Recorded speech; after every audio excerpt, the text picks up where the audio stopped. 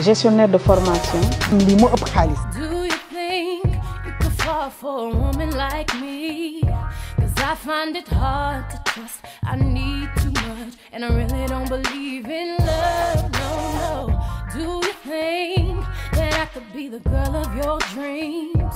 Sometimes I don't let things go, get emotional, and sometimes I'm just out of control. Stop for a minute before you get to 72 heures des femmes distinguées, édition exclusive, c'est 2024. Aujourd'hui, nous avons de ces femmes leader de cette femme, Collé Sow Ado. Avant ça, plus tard, dama koy permettre ñu présenter wu internet yi xam mooy kan, adduna bi xam mooy kan, ñëpp xam kan mooy Collé Sow Ado. Bonjour d'abord, merci beaucoup. En tout cas, ça me fait l'honneur de participer à ça. Et je vous remercie aussi. Collé Sow Ado, c'est difficile de parler du soi, mais bon, je vais essayer. Collé Sow Ado, c'est une Baol, originaire de Galoya, au Fouta. Et je suis née à Diourbel, j'ai grandi à Diourbel.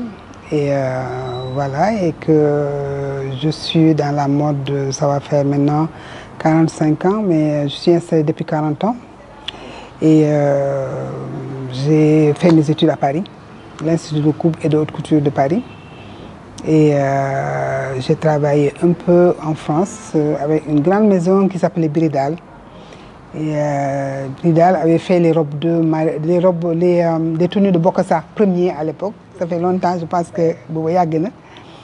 Et là, je suis installée à Dakar depuis 83. Voilà. Et depuis, je suis dans la mode. Ce que j'aime, j'essaie d'améliorer, j'essaie d'apporter quelque chose de nouveau dans ce que je fais. Et je vends, j'essaie de vendre l'Afrique. Je suis une créatrice africaine, originaire du Sénégal, tu vois. Ça, c'est important. Et voilà, depuis que j'ai commencé, je travaille avec les tissus locaux, les tissus pantissés faits à la main, avec nos artisans. Et dans tous mes défilés, c'est ce que je présente, à l'extérieur, que ce soit au Sénégal, que ce soit partout.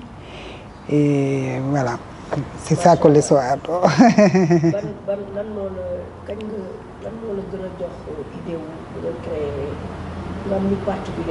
au mode africain? Parce que bu ñu xool ce style ak li ngay est-ce que mën nañu ñëw un peu si ce style de création. Sama style de création bi ma commencé je travaillais comme man France laa jàngee foofu laa commencé liggéeyee. Sama première collection j'avais fait des tailleurs, des robes du soir et j'avais fait un modèle de pantissé. Un modèle de pantissé mélangé avec le tissé mélangé avec du taffetas. Une basque en pantissé, la jupe en pantissé et les restes c'était en taffetas de soie, un mélange de culture. Et après, quand j'allais en Europe, je faisais, comme j'ai dit, des tailleurs, des choses. Et une fois, il y a des journalistes qui m'ont dit, mais oui, vous êtes une créatrice africaine et vous présentez des modèles européens. J'ai dit oui parce que je suis en Europe et je veux vendre. Parce que si je présente des modèles africains, peut-être je ne vais pas les vendre. Et c'est pour ça que j'ai fait un mélange de cultures. J'amène les pains tissés qui sont faits en Afrique, faits à la main, et je fais la création européenne. Mais après, quand je suis rentrée, ça m'a vexé, un peu vexé. Je me suis dit, qui def ma dalle? Et que bon, c'est là que j'ai essayé maintenant de créer, de faire des trucs mixtes, c'est-à-dire faire des boubous, faire des tenues africains, hein, qui s'adaptent aux Européens. Tu vois, c'est ça qui m'a amené à faire un mélange. Avant, je ne faisais pas les hommes. Et après, chaque fois, les hommes me disaient, oui, vous créez que pour les hommes, et les femmes, vous ne créez pas pour les hommes. Tu vois. Et après cela, bon, j'ai dit, bon, je vais faire pour les hommes. Maintenant, je vends plus hommes que femmes. Tu vois. Et quels sont les tissus que vous utilisez particulièrement pour vos modèles? Parce qu'on voit des tissus là. Voilà, tout ça, c'est un pain tissé. Tout ça, ce sont des tissus faits à la main. Mais je fais autre chose parce que ça, c'est par amour, c'est des modèles qu'on fait parce qu'on veut vendre la création africaine, mais on ne peut pas vendre beaucoup de quantité. Parce que bon, on peut vendre beaucoup de quantité, mais on ne peut pas produire beaucoup de quantité. Et parce que moi, je le dis toujours, quand je suis allée aux États-Unis, je ne vais plus là-bas. Parce que chaque fois que j'allais, j'avais des problèmes parce que les quantités étaient énormes. Comme par exemple, on me demandait 1000 modèles par jour. Et on n'a pas d'industrie pour ça. Et ce sont des tissus faits à la main. On ne peut pas vendre, on peut pas faire 1000 modèles par jour. Ce n'est pas possible. On ne peut pas trouver même les tisserands qui le font, tu vois. Il y a des gens qui font du tissage, mais avec des métiers pas faits à la main, tu vois. Ils font des métiers, autres métiers. Mais moi, j'ai fait, ce sont des tisserands qui tissent pour moi, tu vois. Je veux garder le touche africain, tu vois. C'est ça, ma label, c'est ça. Je veux garder le touche africaine. Mais ça n'empêche, maintenant, je fais d'autres modèles. Comme par exemple, je fais du super 100, comme que je porte. Je fais mélanger avec d'autres, à la broderie. Je fais pour les hommes, je fais des bazins, je fais d'autres tissus pour pouvoir quand même maintenir la maison Collé Sow Ardo. Et les événements que vous organisez d'habitude, comme votre événement annuel Siravision. Voilà, Siravision, je l'avais arrêté il y a pendant quand même 5-6 ans. Et là, j'ai repris l'année dernière, c'était pour les 40 ans, Amine, il y en a une fête de 50 ans. On avait fêté les 40 ans de la maison Collé Sow Ardo. Et voilà, et que, bon, c'est tous les créateurs africains qui étaient là. Tu vois, on était une cinquantaine de créateurs. On a fait un concours de jeunes créateurs. Et chaque fois, on se dit que oui, pourquoi nous seulement? Quand on fait un événement, ce n'est pas pour nous seulement. Parce que nous, on est connus, on sait, on peut. Mais il y a d'autres personnes qui n'ont pas les moyens de se faire connaître. Et ça ne nous empêche à rien de les faire participer à ça. Parce que le budget, de toute façon, quand on fait un défilé, le podium est là, tout est là déjà. Vraiment, il faut quand même être... on essaie de mettre d'autres personnes, les jeunes, on essaie de faire la promotion des jeunes créateurs, en tout cas pour participer à l'événement. C'est ce qu'on a fait cette année, l'année dernière. Et vraiment, ça a été très bien. Tous les jours maintenant, je reçois des messages. C'est quand la date prochaine. Et bon... Non, cette année, ça va être difficile. Cette année, ce qu'on veut faire, on veut se mettre avec la biennale, si c'est possible, et faire la biennale de la mode africaine. C'est ça, vraiment, je suis dans ces projets-là. Et ça aussi, c'est un défilé. On essaie de faire, même si on ne peut pas participer à la biennale, on fait quand même quelque chose pendant la biennale. La mode africaine doit être là, doit être présente, parce qu'on le faisait avant. Après, on l'avait arrêté, mais je pense qu'il faut qu'on puisse aussi faire participer. Parce que nous, peut-être on ne dessine pas des tableaux, mais ce qu'on fait, c'est des designs. Ouais. On dessine. Ce n'est pas des modèles qui sont copiés dans les journaux, c'est des modèles qui sont dessinés. Moi, chaque modèle que je fais, j'ai mes croquis qui sont là. Tu vois, c'est du design. Et il y a beaucoup de gens comme moi qui sont aussi des créateurs, qui dessinent leurs modèles, qui ne prennent pas ça dans les journaux ni dans l'Internet. Et voilà, et les clients le savent sur moi. Des fois, ils m'amènent un modèle, ils me disent oui, je veux ce modèle. Je dis mais allez voir la dame qui l'a fait, ou allez voir la créatrice ou le créateur qui a fait ce modèle-là. Tu vois, moi, je ne veux pas copier ces modèles. Tu vois, parce que Dieu m'a donné quand même, alhamdulillah, je peux encore avoir de l'inspiration pour créer. Bon, je ne veux pas bloquer ma tête, il faut créer.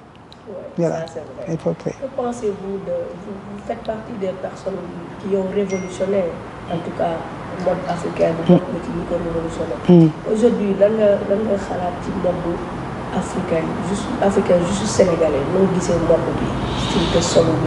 Mais je vous assure que nous, on est en avance, on est beaucoup en avance. C'est les moyens qui manquent, mais la créativité, vraiment, c'est top. Il y a des jeunes talents qui sont là, la relève est déjà assurée. Tu vois, c'est sûr, parce qu'il y a beaucoup de créativité au Sénégal. Et vraiment, je pense que ce qui nous reste seulement, c'est d'avoir des usines pour pouvoir produire et pour vendre à l'extérieur. Mais la création est là. On est bloqué même, parce que tu n'avances pas. Parce que tu sais, un créateur, il doit sortir des choses dans sa tête. Et on est bloqué. Tu vois, parce que tu fais un client qui vient, tu me dis, crée-moi un modèle, tu fais un modèle, tu fais le design, est-ce qu'il te paye le prix de ça? Il ne peut pas te payer ça, tu vois, il n'y a pas de prix. Mais tu es obligé de le faire pour t'en sortir, mais ça ne se fait pas ailleurs. Quand tu viens, tu trouves un modèle, tu prends le modèle qui est là, mais des fois, les clients, ils te disent, moi, je veux un modèle à moi. Tu vois, tu crées, mais ils ne te payent pas le prix de ça. Ça fait Vous faites des modèles limités? Ouais, limités. On fait des modèles, il y a des personnalisés et il y a des modèles limités. Il y a des personnes, comme par exemple, ils ont des modèles uniques, tu vois. Mais voilà, et parce qu'on est obligé, parce que bon, le client est roi, comme on dit, tu vois. On ne peut pas refouler un client, s'il vient, vous êtes obligé de le satisfaire. En tout cas, l'art n'a pas de prix, l'inspiration, Ouais. la création. Non, il n'y a pas de prix, c'est sûr. Et pour ces usines-là, il faudrait parler au président de la République ou du ministère de la Culture. Ouais. Pour faire un appel fort. Non, non, il faut. Vous puissiez quand même avoir des usines de production. D'accord. Moi, tous les ministres qui sont passés, bon, je pense que tous mes courriers, tous mes documents sont là, que ce soit les présidents. J'ai envoyé ceux que je pouvais voir, je les ai rencontrés et je leur ai dit pour leur donner le projet. Et ceux que je n'ai pas rencontrés, ils ont entendu, tu vois, il faut, pas pour moi peut-être, mais pour les jeunes, pour qu'on puisse s'en sortir, il faut des usines de création. Ils sont des usines. Il faut vraiment qu'on puisse... sinon, on est obligé. Il y a certaines qui vont dans d'autres pays. Ils vont en Tunisie, ils vont au Maroc, ils vont en Turquie, ils vont à Dubaï, en Chine, pour pouvoir faire leur production. C'est dommage, parce que ça peut rester dans notre pays, parce qu'on a besoin. On a besoin aussi de formation. De formation pour les jeunes, de formation pour avoir pour ouvrir ces usines-là, effectivement, il faut former les jeunes, pour avoir la qualification, pour pouvoir monter un modèle, pour pouvoir finir un modèle, tout ça là. Et ça, il y a beaucoup de jeunes qui cherchent à travailler. Il faut des écoles de formation, il y a des écoles qui sont déjà là, il faut les aider pour qu'ils puissent vraiment être top et ouvrir même des grandes écoles de mode, tu vois, pour que les gens puissent... Parce qu'on ne peut pas dire que toujours le stylisme créé et tout ça là. Mais on a besoin des ouvriers formés, tu vois. On a besoin d'ouvriers formés parce que pour monter un modèle, il y a plein de secrets dans le modèle. Tu ne peux pas venir avec monter le modèle de A à Z, tu vois. Il faut former des gens. On a besoin d'écoles de formation pour la mode, on a besoin des usines de fabrique. Et là, si on l'a, je pense que nous, on peut assurer le reste. Ouais, j'espère que le président Diomaye wala Sonko dégg ngeen ko gouvernement bi bien ñu sel kaay leen seet si Collé Sow ak mu jox leen solution yi former une grande école de formation pour la mode et aussi en même temps créer une grande usine pour pouvoir produire le maximum qu'on puisse vraiment exporter nos produits, les produits de nos artistes créatrices. En fait, que pensez-vous du leadership féminin? Et vous, c'est quoi un leadership féminin? Bon, c'est peut-être quelqu'un qui... un leadership féminin, c'est quelqu'un qui apporte quelque chose, je pense. Qui peut apporter quelque chose, qui peut changer des choses, qui peut accompagner les gens. Et c'est ça. C'est-à-dire, il ne faut pas qu'on s'enferme dans nous-mêmes, dire que, bon, moi, comme par exemple, quelqu'un, je peux parler de moi, bon, j'ai fait ça, bon, je dois penser qu'à moi. Non, il faut penser aux autres. Il faut accompagner les autres. Il faut aider quand on peut, tu vois. Et moi, c'est ça que je pense. Il ne faut pas qu'on s'arrête à dire que, bon, j'ai réussi, peut-être, j'ai fait ça, c'est bon, je peux m'en arrêter là. Non. Parce que moi, si je continue à travailler jusqu'à aujourd'hui, c'est pour accompagner les autres. Mais franchement, je n'ai pas besoin de ça. J'aurais pu rester chez moi, être nourri, logé, blanchi et tout. Parce que vraiment, alhamdulillah. Mais c'est des problèmes d'ailleurs avec mon mari. Il me dit, qu'est-ce que tu cherches? Qu'est-ce que tu as besoin? Mais c'est parce que j'ai quelque chose que je dois sortir dans ma tête. Je dois aider. Hein? Moi, ce que j'ai dans ma tête, il faut que les gens le partagent avec moi, tu vois. Et voilà, c'est pour ça que je me bats. C'est pas autre chose. C'est très généreux.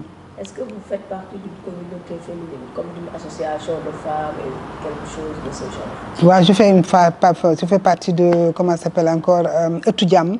Je fais partie de cette association-là. Sinon, il y a beaucoup d'associations, mais non, je n'ai pas beaucoup de temps. Il y a une association qu'on m'a mis la semaine dernière, il y a un mois. C'est pour aussi les femmes, c'est pour aider les femmes, c'est pour vraiment qu'on puisse aider ensemble, pour la paix, surtout. Moi, je travaille tout ce qui est pour la paix, je suis dedans. Voilà. Voilà. C'est très important parce que sans paix, on ne peut rien réussir, on ne peut rien faire. Et on est les femmes. Je veux dire que nous, les femmes, on est la paix. C'est nous la paix, les femmes. Symbole de la paix. Voilà, symbole de la paix parce qu'on a les maris, on a nos enfants, on a nos papas, on a tout. On peut régler beaucoup de choses dans la maison, tu vois. Parce que quand tu vois, quand il y a des conflits, que ce soit au Sénégal, que ce soit ailleurs, c'est les femmes qui règlent les choses en bas. Parce que c'est nous qui calmons les hommes. Tu vois, c'est ça. Effectivement. L'inspiration de Collé, quelle est la femme qui vous inspire? Quelle est la femme qui est votre type de référence? J'avais une dame, madame, elle est à Diourbel, elle s'appelait Ndeye Diop Barka. C'était la femme de Sidi Guissé qui était le maire de Diourbel. Tu vois. Elle, c'est-à-dire toute ma jeunesse, toute mon enfance, c'est elle qui était vraiment ma copine. Sinon, il y a Maïmouna Kane, Fatima Ka de Diourbel. Tous ces gens-là, je les regardais, tu vois, quand j'étais jeune, je me disais pourquoi pas Ndeye Binte Diop, Aminata Tall, tu vois, ce sont mes références de femmes. Vraiment, ce sont mes références de femmes. Parce que j'ai vécu avec eux, peut-être c'est eux que je connais, parce que je suis de Diourbel. Ndeye Binta, Aminata, ils sont nos grandes. Et Tata Ndeye Diop Barka était notre tata. Et c'était Maïmouna Kane, Fatima Ka de Diourbel. Tous ces gens-là, c'était vraiment mes références. C'est des femmes de référence. Am nga nekk jigéen ba pare di def mode di def création aussi. Mais yow, quels sont les moments les plus difficiles de votre carrière nga xam ne boo xalaatee da ngay dugg sax génne góor rek. Non, vous savez, tu sais, ce qui est important, c'est d'avoir une éducation de base. Tu vois, dans tout métier, il faut avoir une éducation de base. Ça vous permet à... C'est-à-dire, des fois, il y a des choses que tu n'essaies pas de comprendre. Comme par exemple, tu vois, quand on vous lance des choses, si vous voulez le comprendre, c'est parce que vous voulez aller là.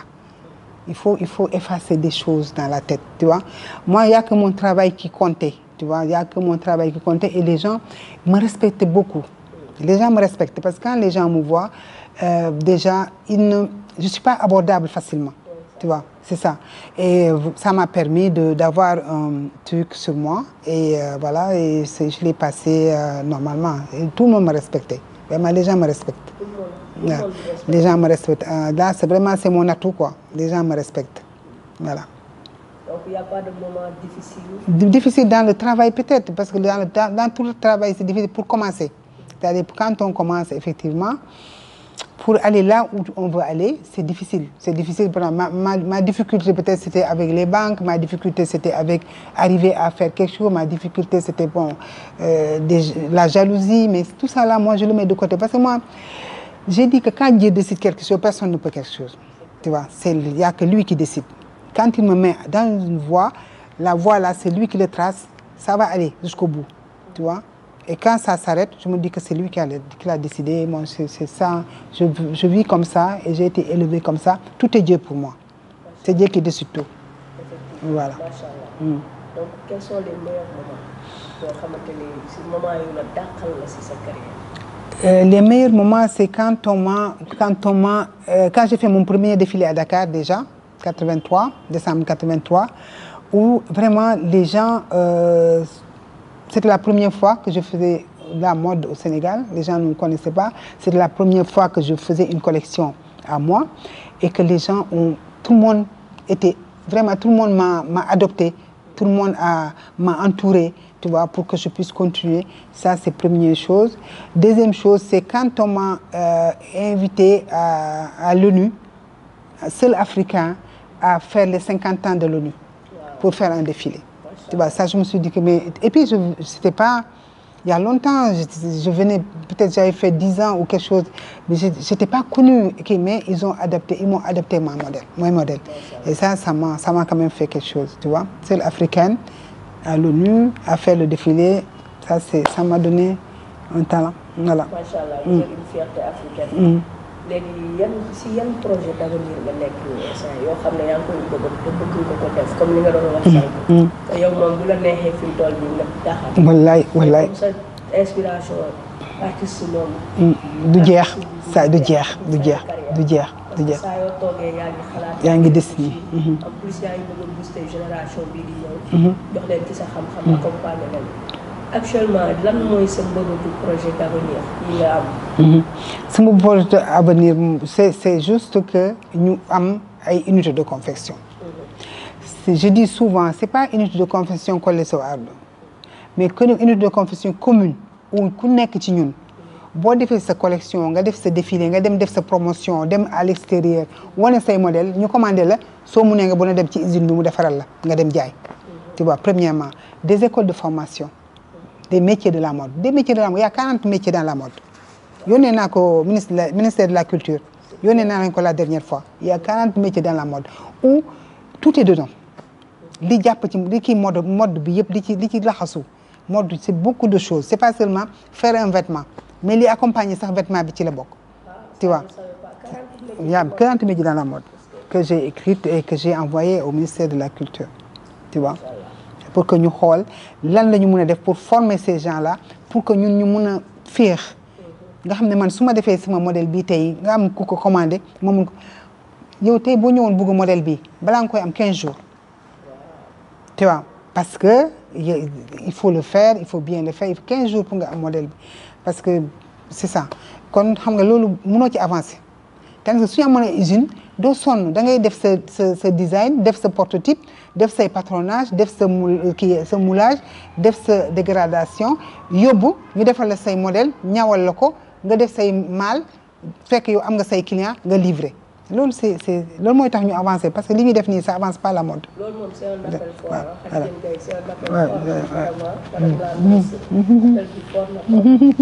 faut le faire parce que vraiment daal lu am solo la pour développer formation ouais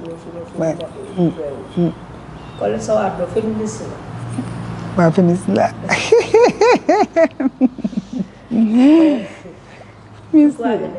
féministe la mais je veux être accompagnée par les hommes quand même parce que je me dis que on a besoin d'eux tu vois on a besoin de leur accompagnement du ma vraiment mais féministe la. d'accord dégg naa nag Collé Ardo multimilliardaire la. amiin yaa rabbil alamin. président États-Unis. amiin loolu lañu wax de amiin yaa rabbil alamin yal na la yàlla dégg. yal na la yàlla dégg ndeysaan allahu akbar amiin yaa rabbil alamin.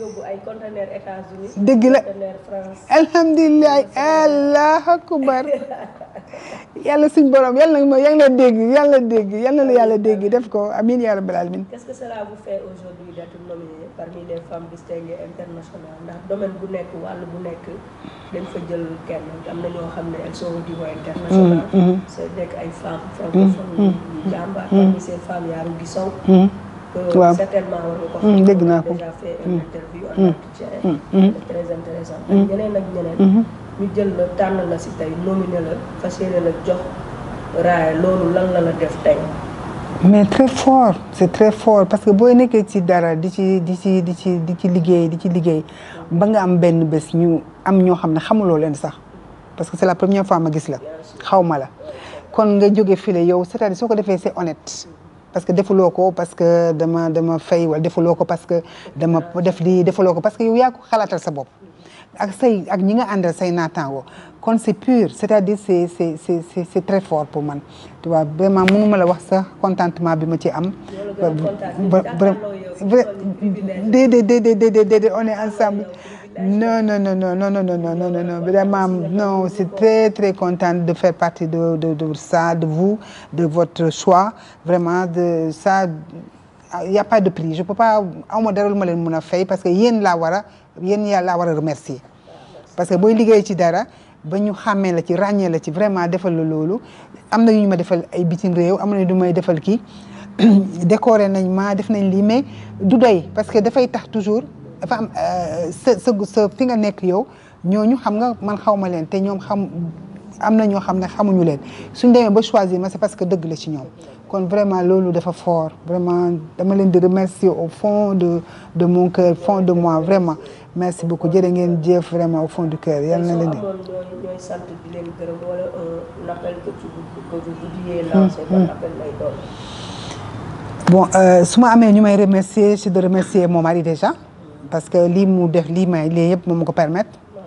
parce que su ma commencé woon mu ne jabaram du ko def xëy na danaa xëccoo mais du ma dem fu sori parce que samay waajur duñ ko nangu nit ñi duñ dem man may am tort kon dinaa ko bàyyi mais il m'a toujours accompagné ci li may def tu vois vraiment li may liggéey yëpp am accompagné su ma toogee ba aw ma salaire sax damay dem ci moom may jàppale ci loolu tu vois moo tax bu demande sa liggéey bi lu mu lay jëriñ mais mu may jëriñ dara vraiment mu may jëriñ dara parce que lii ma am tey su ma liggéey woon lii kon du ma ko am du dëgg sa liggéey xam nga bu ñu liggéey bu nekk buñ ci xalaat rek xaalis parce que des fois nga am ci lu ëpp xaalis parce que toog ba Ablaye Wade di ma tuddee ma fille ça veut dire que sama liggéey moo tax du dëgg ci loolu la ma xamee ci loolu la ma jàppee ba defal ma yu bëri ba fonk ma ba bëgg ma kon loolu xam nga amul prix kenn mënu ko jënd toog ba nga xam ne su ma doon organiser pendant 20 éditions yoo xam ne su may organiser Sira Vision di def sama événement yi Ablaye Wade déplacé wu pendant 10 éditions jógal boppam ak famille am ak ministre ak gouvernement am ñëw toog ça veut dire xam nga est-ce que loolu mën naa ko fay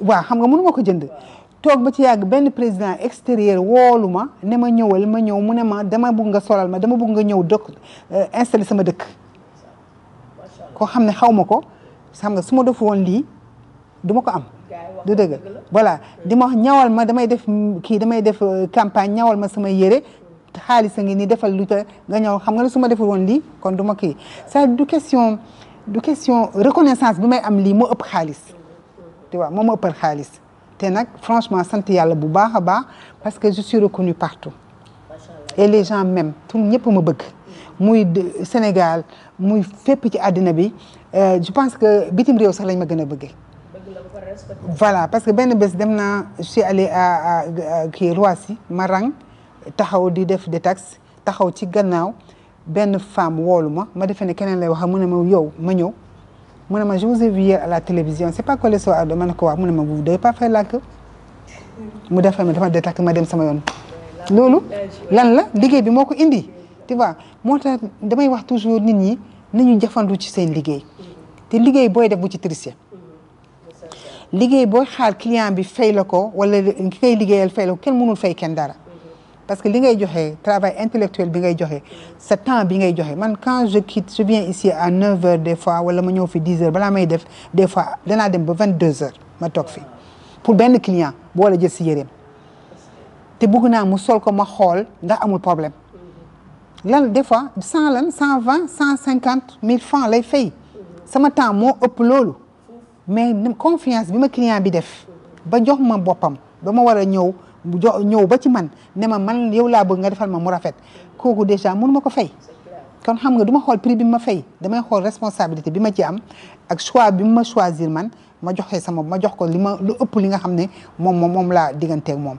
tu vois loolu yëpp c'est-à-dire loolu yëpp lu may digal nit ñi la parce que liggéey du rek def naa lii man dañ ma war a fay lii fayuñu ma koo kii muy liggéey bu nekk nag muy de toujours ma wax ko sama tailleur yi ma ne leen man mënu ma leen fay lu leen doy mais yàlla dina fay parce que mun nga liggéey dara loo xam ne kenn fayu la ci dara mais yàlla mu ngi lay xaar ci feneen foo xam ne da nga am li nga doon xaar fii da nga ko am 1000 fois lu ko ëpp muy ñëpp nag ci liggéey yëpp muy caméraman yi liggéey muy ñi liggéey man muy ñëpp nee naa leen mënu ma leen fay li ma leen war a fay mënu ma ko yàlla dina leen fay def leen yéen li ngeen war a def man ma def li ma mun a def après yàlla li ci des yàlla moo ko yor effectivement dafay bor la man peut-être def naa Sira Vision pendant 10 ans ou 20 ans 15 ans lépp lu ma ci am def naa ko ci il m'est arrivé même de jaay sama terrain pour dugal ko ci pour fay ay bor tu comprends mais xoolal tey li ma yàlla defal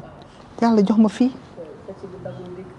li ma am fii li ma dépensé ci Sira Vision ak li ma accompagner ay jeunes li ma accompagner ay nit li ma jàppale ay nit li ma dimbale ay nit lii ëpp na ko xam nga voilà moi je dis que c'est ça boobu loolu la da ngay def lii xaar suñu borom ndax moom moo tax nga di ko def nga defal ko rek te nga avancé gis nga boo gëmee yàlla wóolu ko li ci des moo yor yëpp tu vois c'est ça loolu lay jox conseil yooyu lay jox ñi nga xam ne ñu ngi ci métier yëpp nag c'est pas seulement dans la mode mais dans tous les métiers dans les bureaux tout ça là ñiy gën a joxe seen liggéey ñi gën a liggéey moom la yàlla ñoom la yàlla di dimbale il faut pas tricher tu as accepté un travail da nga nangu benn liggéey ne lii lay def lii nga may jox mais man dinaa ci def sama àq boo ëpp li nga may jox comme ça après moi je suis quitte avec ma conscience voilà voilà. lan mooy secret Collé Sow après nee nañ du màgget kanam bi. màgget naa fii na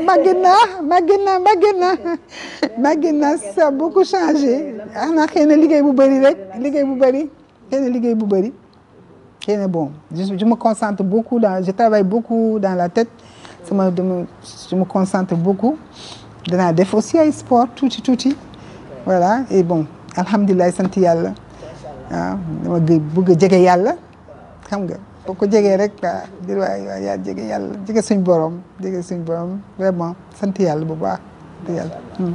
kon ñun émission bi jeex na kontaan dañ amoon mbégte nag jàkkaarloo ku mel ni yow. parce que yow icône nga ci àdduna icône nga ci Afrique fierté nga pour Sénégal. ñun may ñu ubbi bu say bunt ñu ñëw toog ak yow ñun aussi loolu mbégte la ci ñun. boo doon définir sa bopp ci benn mot kese ban moo lay doon.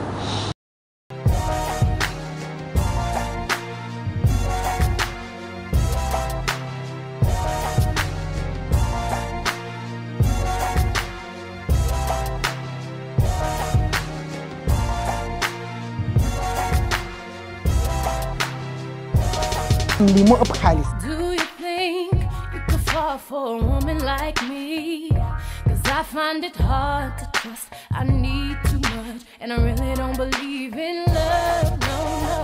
Do you think that I could be the girl of your dreams? Sometimes I don't let things go, get emotional, and sometimes I'm just out of control. Stop for a minute before you get too deep up